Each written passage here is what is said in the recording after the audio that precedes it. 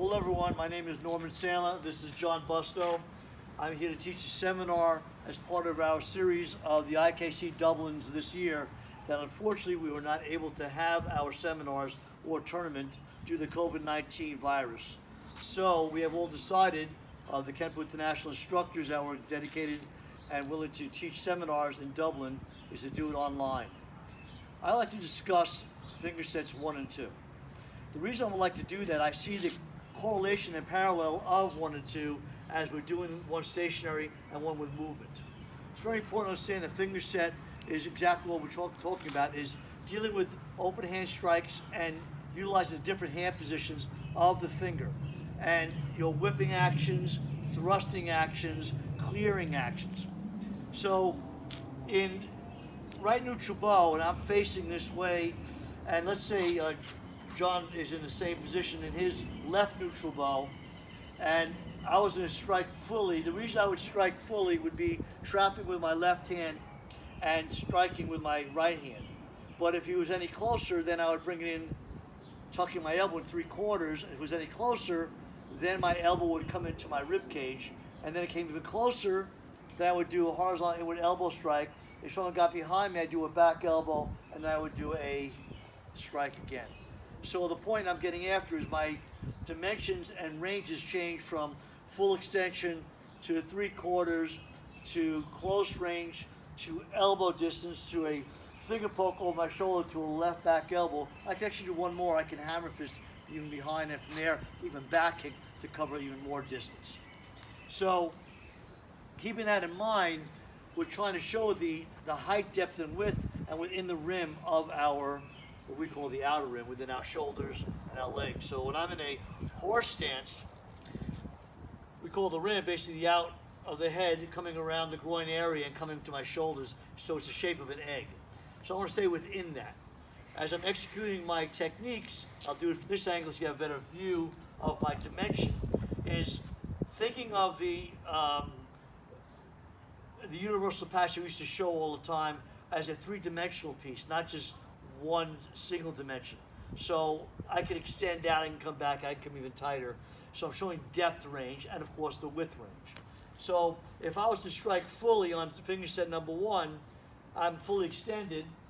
And then if I go to my next motion movement to my 3/4, this is actually what I had here is I fully extended, I came back to one hand. So here I am. And then my next motion or movement would be my uppercuts. And again, if I was having full extension, here's my 1, there's my 2, here's my 3, and then from there would be my 4, and then from here would be 5, and then here's my 6. So from this angle over here, full extension, 3/4, uppercut, elbow strike, finger strike, back elbow strike. So I'm trying to show you the depth as I'm going along, and at the same time keeping within the rim of my body. So in the stationary position of finger set number 1, this is more of a beginning level. The horse meditation beginning, some people start from the hips, some people start from the meditation horse stance. Either way is fine. And again, this is my interpretation of finger set number 1. I also find it quite interesting how I'm doing the seminar and I'm in my backyard, my dog's floating around over here. My lovely wife is my videographer, and it's a gorgeous day here in New York. But unfortunately we have a stay-at-home order and we are locked into our homes. But we are keeping our 6 feet apart distance and doing social distancing. I hope you guys are all doing the same thing. And if I'm out and about and going shopping, of course I wear a mask, and in my case I even wear gloves. So just let's keep that in mind. Hopefully it'll be sooner than later, and we'll get to meet with each other again at the October camp in Boston, which will be our East Coast training camp. So take a look at finger set number 1. So I begin with my full extension horizontal finger striking, and my hands are relaxed, by the way. I don't want to be tight, because if I'm hitting into the eyes, I want this to be nice and loose and popping in there. If I'm doing a vertical, I tighten that up. Now I know it goes in the solar plex level. In application, I probably shoot up a little bit higher into the neck throat area. And then on the uppercuts with the finger strike 2, I catch the soft area under the ribs if I can. Or I can just change that to an uppercut, obviously, if I wanted to, or even a half fist. But again, finger sets are open hand fingers. how I adjust that if I was to take someone and sweep them out and strike them with an uppercut as they're falling down into my fingers, and of course that'd be the neck throat area. So in your application, you'll see some of the differences and why we're doing the different ranges. So I do it usually from my horse meditation, which is a back elbow at the same time, so I get that pushing and pulling action. So it's full, 3/4. Notice how my elbows are nice and tight, and then I do the uppercut, elbows are nice and tight, and then again I come back with an inward elbow, backward elbow, and finger strike over my shoulder, and I come back the opposite way. Now what I do is someone grabs my wrist, I pin their hands, I throw them down. As their body's falling in front of me, I come right back up again and strike to their throat. As they come backward, they're falling backwards right now and trying to grab me, I pop their hands down, bringing them back forward to me again, and scissor. See my position? I scissor back in with 2 finger pokes. So once again, set up. 1, 2, 1, 2, 1, 2, 1, 2, 1, 2, 1, 2. So if you hear I'm doing counts of 2. Now what I like to do is I like to check with my left and set up my overhand right so it's in the shape of the crane. So this is how I do my overhand finger whip. Striking 1, push down my right, my left hand comes up in the shape of the crane, and finger strike 2. So an overhand finger whip. The underhand finger whip, I check down with my left, my right hand sets up my hip. Now some people do it with a stiff arm, some people do it from the hip. Either way is fine, but I like to make sure my palm is up, my palm is down. So overhand palm down, underhand palm up. And I use my hand to let my hand snap, and I shoot right back to my hip. Same thing with my right checking, and I snap and I come right back, so I create that whipping action. Now, my right hand will clear out, and then notice I stay right inside the rim, and I diagonally come across my body, so I can use a forearm check, where I can slice your eyes, or do a combination of both, and come back. Again, my elbow is anchored down. I clear on the way through as my left hand comes up, and again, diagonally striking finger in and out. Again, I clear out and I do an inward heel palm strike, an outward heel palm, I turn my hand over and I claw downward, I anchor, and I clear again. As I go to my right hip, my left hand hits inward, outward, and claw. Clear out again. Now you see my hands now is set. My left palm is back, my right palm is forward. As I do a swimming stroke, what I call it, and I do an overhand and behind heel palm strike with a claw if I need to. Clear out, the hand set up for a moment, and then 2. Clear out, the hand set up 3. So I get this motion, I get that push-pull, 4, that push-pull. My right catches up to my left. I picture someone's glasses, take them off, replace that with my thumbs. I do a horizontal claw out and a vertical claws down. I do a right hook. Remember, when you're doing pokes, fingers are on top of each other. When I hook, my fingers reinforce each other. So from here, hook right in, anchor, hook left, anchor. From here, here's my horse meditation, come up, and I close. So that's executing finger set number 1. Now, in the flow, every time that you're moving, you'll notice my hands are also either checking, pushing down, striking from behind me. So I want to keep both hands engaged as much as possible. While I do finger set 2, now I'm using movement. And what happens with finger set number 2 is I have a point of origin to work out of. So if I was in my attention stance and I was to start moving forward and start striking, I go to right neutral bow. If I was in a horse stance, I would do the same thing. I just go right into my strike from there. So generally speaking, when I do that, I get myself set up here and then hit my first strike. And now my other hand is not behind, but now it's checking. So on the first full extension, as we mentioned before, full extension, one hand away, right at the wrist. There's my 3/4. I have about a fist away from my rib, and then now my elbow into my rib. And then I have my elbow strikes and behind. So you can see the depth coming in all the way to the back. On my motion or movement, when I do finger set number 2, I step in with my right. What I have now is my left hand, it's a better angle here, is more on my solar plexus. And I do a front to back switch when I strike. I step through to the rear, and now my hand's more closer to my chest area, 3/4. Now I do a back to front switch, so there's that point of origin. And then I step through forward again. Now my hand is close to my bicep on the uppercut finger strikes, and a front to back switch too. And then I go to my horse stance for my elbows. So that's a different angle. So, as again, Mr. Busto is set up here, getting into the application of finger set number 2, if he was to throw a strike at me, then I can just check this down and hit. The other hand comes at me, I can shoot that down and strike if I want to. So that's the idea behind that, striking in, striking in. So the checking comes in. If it was a closer strike, just stay where you are now and just set up and just shoot a quick left at me. See, I'm doing this, again, do it. So I can do this and do it 3/4. If I was even closer in there, it can attack me. I come in, I can now come underneath it. It could be an uppercut or a finger strike. If I swept his leg out, he went down lower, then I catch him on the way down. So many different applications and how you'd work your hands. I always recommend open hand strikes or going to the soft areas of the body, not the bones or the joints. You gotta be very careful. You hurt your fingers that way. So on finger set number 2, I mentioned the point of origin. So what I do, basically a full salutation when I get to my second sets, I would go from my tension stance where I would start. I'd do my full salutation as I pull back. And then from my horse meditation position, I would step forward and right leg going 12 o'clock, full extension, and I check around my solar plexus. I do a front to back switch, the same point of origin, strike again.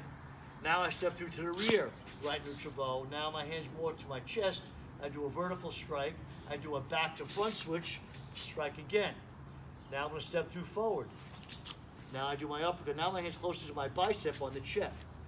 Now when I go to horse stance, so if I'm facing 12, my left leg goes to 9 o'clock, I do my back elbow, my inward elbow, my finger strike. And I do a drag step, and I time this as I strike. Now I'm going to pin, but I drag up my right hand pins, my hand never moved, I pin it, and I drive my arms down and up. Now, up the circle. So not only am I going to go to my left 9 o'clock, but then rotate towards 11 o'clock and check and poke and come right back to the opposite side, check and poke. Now I was going towards 1 o'clock. And I come back, I set myself up for my overhand finger whips. Now it's the same point of origin where I started. Now I'm going to go forward and step twice. 1, overhand finger whip, checking, 2, overhand finger whip. Now my left leg goes back, in place cat, push down in place, neutral bell strike, so I'm going to right neutral facing 1 o'clock, and I turn, snap down, in place cat, and then I go to my left hand underhand finger whip facing 11 o'clock. My hands at my left hip, clear as my left leg steps out towards 7 o'clock, clearing out, and then my left hand comes back to check as my right hand slices. As I set my hands up on my right hip, I step out now to 5 o'clock facing 1 o'clock. Now from here, as I do that, my hands would have come across my body, and I clear, I time it out in that fashion, so the slicing and checking comes together. So back to my underhand finger whip. Watch my hands. Clear, clear, slice. Clear, clear, slice. Now, when I do the stiff leg to 9 o'clock, my left hand clears, my right hand inward heel palm, outward heel palm claw. My right leg adjusts now to 3 o'clock as I clear, inward heel palm, outward heel palm claw. Now I want to rotate. Clearing action again. As I rotate now to 11 o'clock into a rotating twist. I hit high and low, heel palm strikes. Right leg steps over towards 1 o'clock. My hands clear out and rotate number 2. Clear out again, unwind to a forward bow, low strikes, heel palms. Right leg steps through to 5 o'clock, low strikes. Now left hand in front. Now I clear, set up, palms up, bring in, like I said, the glasses, and my knees come up. Both feet will step out to 3 and 9 horizontal claws, vertical claws, my feet come together same time. And I hook, check, in place cat, hook, check, in place cat, double push, double poke, double clear, double hook, and go right into my salutation at that point. That's how I set myself up for finger set number 2. Now, the correlation between 1 and 2 done together is quite interesting. They actually set up very well. The very end of finger set 2 has a couple extra movements, so the person doing finger set number 1 will most likely be in this position here. They claw, they rip, they came down, here's the hook, and that's where they stop. On the second one, if you remember, I came up, I did the same thing, but I came out, back, and here's my hook, but we add push, poke, clear, hook. Now we're in the same spot, and then I go into my salutation. So with the help of Senior Professor John Busto, he's going to help assist to show 1 and 2 together. and see how it looks. So, Mr. Busto. So we're going to do it right from the attention stance. We're not going to go very fast. I just want to see the cadence and timing, putting them together. All right, so we'll do the full salutation.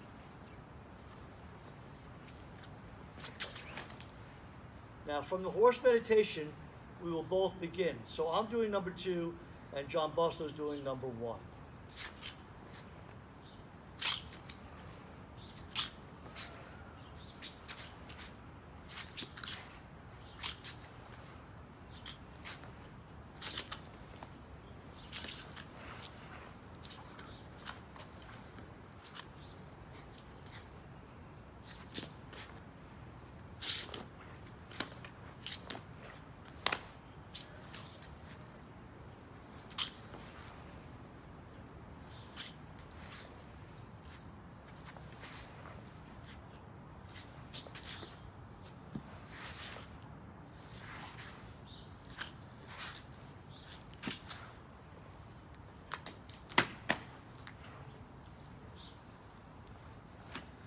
Long salutation.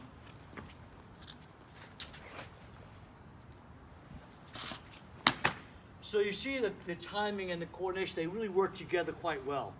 And that's one of the goals when you're training on 1 and 2, really get number 1 down and understand what we're actually doing. And again, in just my interpretation, we're always checking and clearing. I mean, I've been training with Mr.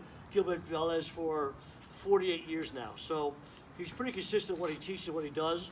And thank God for the first 10, 15 years I was able and fortunate to train with Mr. Parker and Mr. Velez. And they both were very clear about checking and clearing at all times, not just having a dead hand. So this is a great way to start training our hands to use just not only a strike, but a check, clear, or possibly a pinning. So as we go back, you know, our positional checks, our pin checks, our downward downer pulling, there's so many different variations of using our opposite hand in conjunction with the lead hand.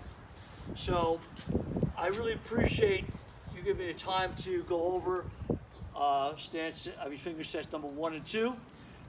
Thank you, Mr. John Busto, and my wife, the videographer, Michelle Sandler, and everybody out there in the world. Please be healthy and safe.